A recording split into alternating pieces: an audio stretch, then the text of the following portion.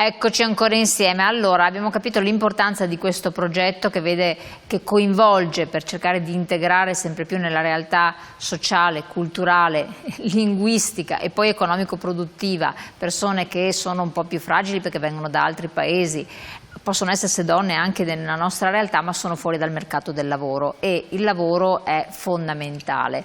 Tiziano Barone, direttore Veneto Lavoro, la Regione ha i centri per l'impiego. In questo progetto come si integra il vostro intervento? Quindi che ruolo avete?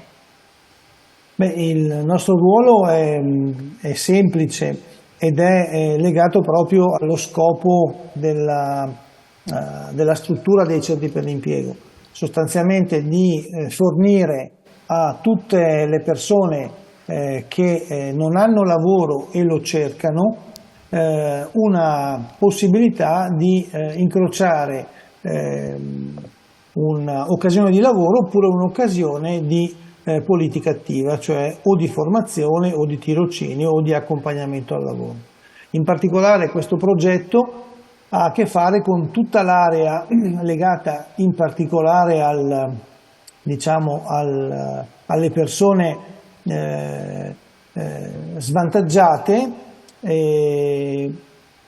con un particolare riferimento agli stranieri che sono giunti nella nostra regione, nel nostro paese, attraverso le due vie possibili, o attraverso la migrazione per ragioni economiche o attraverso la migrazione per ragioni umanitarie. Tenendo conto che negli ultimi anni la migrazione per ragioni umanitarie è stata utilizzata molto per varie ragioni al posto della migrazione per ragioni economiche. La migrazione per ragioni economiche si basa sull'idea che i paesi che ricevono persone da altri paesi lo fanno perché ne hanno bisogno dal punto di vista economico e sociale. Certo. E i paesi che inviano le persone, e quindi da cui provengono, sono oggetto di accordi tra paesi proprio per poter regolare i flussi.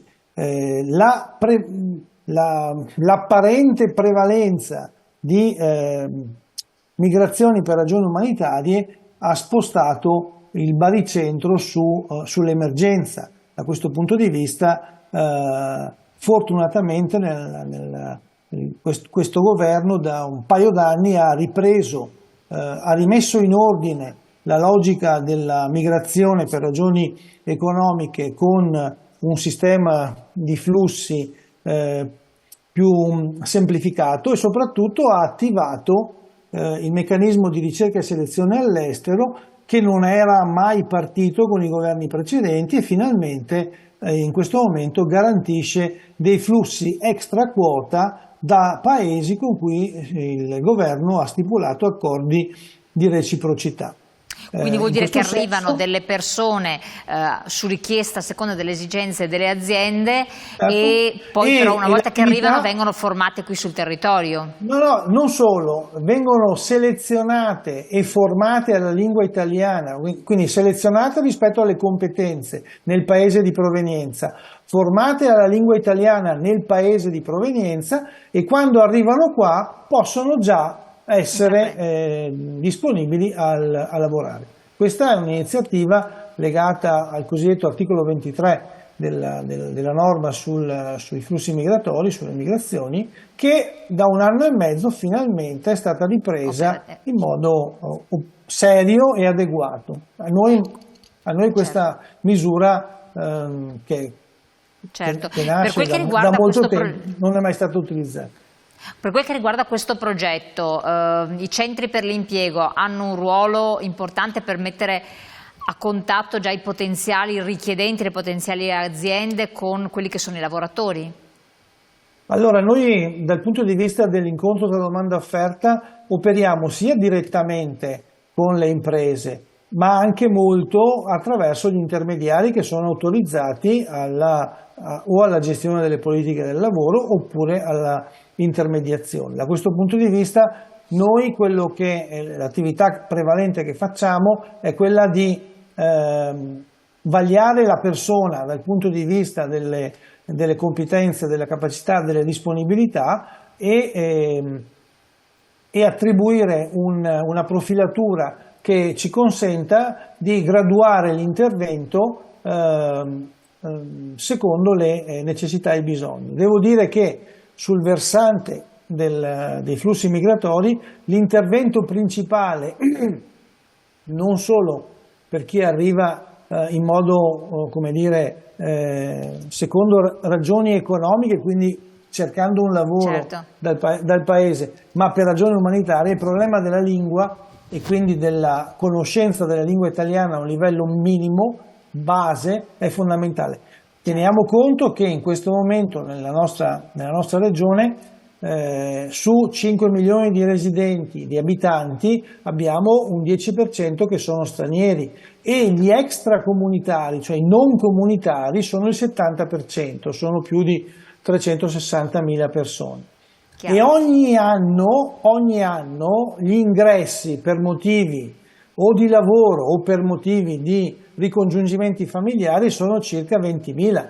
Ecco, da questo punto di vista le 14-15.000 persone che ogni anno arrivano come ingressi legati al ricongiungimento familiare sono persone che non sanno nulla della lingua italiana. Ecco, per dire, semplicemente noi comunque garantiamo ogni anno almeno 20-25.000 ingressi o per lavoro o per famiglia complessivamente. Da questo punto di vista l'emergenza linguistica è l'emergenza più importante. Poi c'è l'aspetto legato all'accompagnamento al lavoro, perché comunque poter partecipare alle attività formative e poter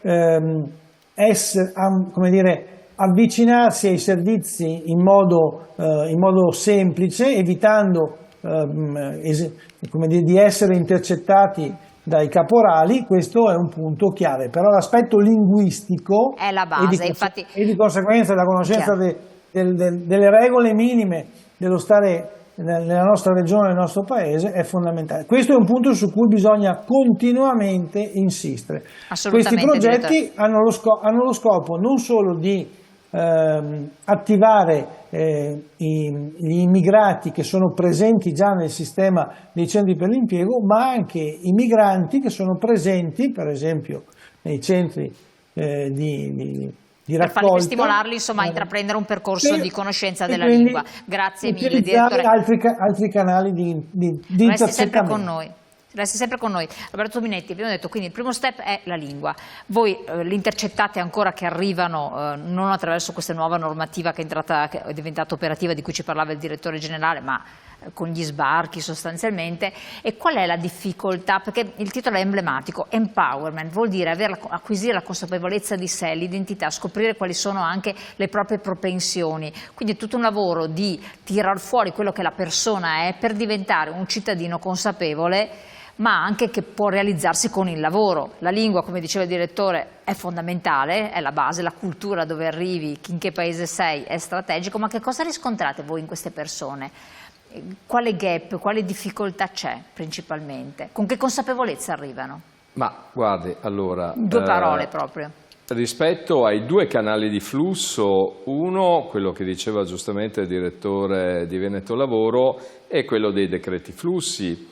E questo governo ha promosso l'ingresso in 3 anni di 450.000 lavoratori extracomunitari con dei canali appunto che mettono in comunicazione tramite le varie mediazioni dei patronati, e spesso non arrivano molto diversi da quelli che arrivano con i barconi. Invece quelli che arrivano con i barconi o a piedi sulla rotta balcanica arrivano e vengono da noi con l'esigenza forte di sostenere le proprie famiglie. Quindi... Non sono così diversi né per competenze né per conoscenze.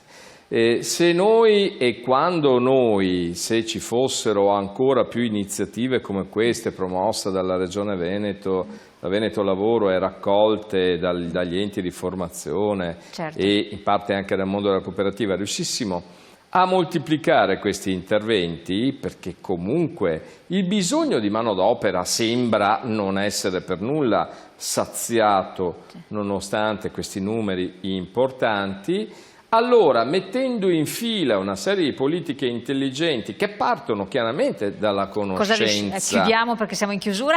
Sì, che partono ovviamente dalla conoscenza della lingua, perché se non si conosce la lingua dove si va? Certo. Si è sia oggetti di sfruttamento, di caporalato, come si diceva, sia si fa fatica a capire quali sono i propri doveri e i propri diritti. Chiaro. Quindi questo tipo di progetti sono molto pragmatici, non sono fumo operativi e hanno molto arrosto. Perfetto. Avercene, e speriamo che ce ne siano anche in futuro. Benissimo, siamo in chiusura. Umberto Lonardoni, direttore generale di FOA, è con noi?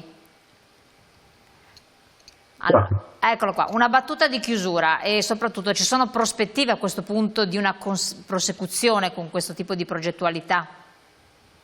Io credo che quello che abbiamo sentito anche dagli ospiti è che stiamo guardando la migrazione non più come un problema di natura sicuritaria sociale, o non solo in questo senso, ma lo stiamo guardando anche come una possibile opportunità. Certo, per renderla un'opportunità bisogna mettere insieme due interessi, sicuramente quello delle imprese che hanno bisogno di manodopera, ma insomma alla fine i migranti sono persone, quindi bisogna tenere presente anche dei bisogni di queste persone. Certo. Il fatto di conoscere la lingua sembra una banalità, ma vuol dire anche poter avere relazioni, integrazione sociale, quindi non è solo un tema lavorativo, è un tema di inserirsi in un tessuto sociale e di poter essere quindi parte di una cittadinanza sul territorio. Quindi per me è un passaggio sicuramente importante, da quello che stiamo realizzando. Progetti come questo, come è stato detto, danno un primo aiuto. Bisogna fare anche di più, perché queste persone sicuramente hanno delle aspettative come ciascuno di noi rispetto al lavoro, anche di poter crescere lavorativamente e di poter avere una stabilità nel futuro.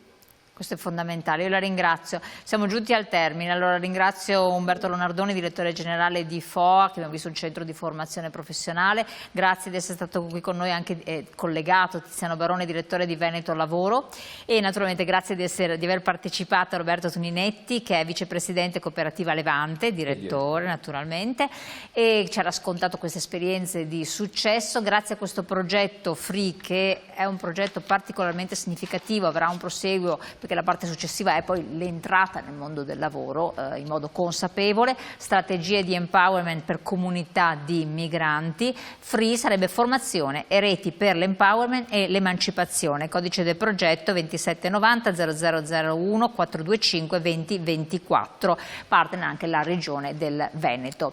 Grazie a voi di averci seguito, se volete rivedere la puntata anche su YouTube e su web. Grazie a tutti.